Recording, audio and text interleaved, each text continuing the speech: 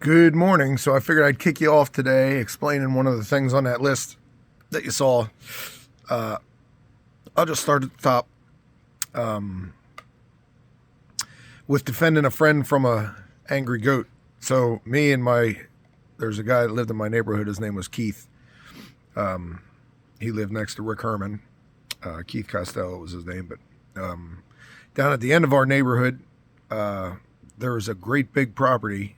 I forget the kid that lived there. His name was Jesse. I can't remember what his parents' names were, but anyway, it was a great big huge property.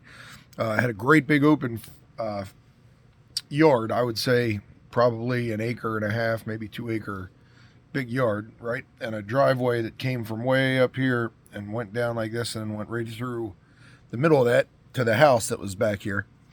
But right in the middle of that property was this big tree. And I can't remember if we knew the goat was there or not. I don't remember. So, we used to go down and see what Jesse was doing. So we walked down there one day. He wasn't home. And as we're coming back, this goat started approaching us. And we kind of thought it was on a chain, or something. Well, it wasn't on a chain. And that damn thing ran over and headbutted Keith in the hip and kind of knocked him down, and it made us both pretty nervous. So we weren't thinking that we were going to be able to outrun a goat, so we climbed up this tree, and the goat stood at the bottom of the tree. It must have been for a half an hour. And I was finally like, you know what? We can't stay here all night. So I said to Keith, I'm going to take this branch, and I'm going to jump down, and I'm going to distract this goat, and you run out of the property and go get help. So I broke this branch off in the tree. I don't know. It was probably 4 feet long and just real thin, like a whip.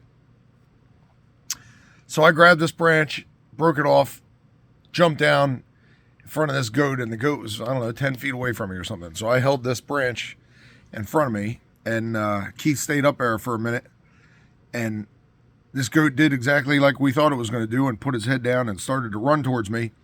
And I whipped that bitch in the nose with this thing, and it kind of backed up a little bit like that. And after I did that a couple times, I said, Keith, I think we got it. So I said, next time he comes at me, I'm going to whip his ass, and then you jump down and run up the driveway. So he did, and nobody ever came. I think Keith got about halfway up the driveway and started yelling for me to come on. So I kind of backed my way out of the driveway, whipping this goat in the face.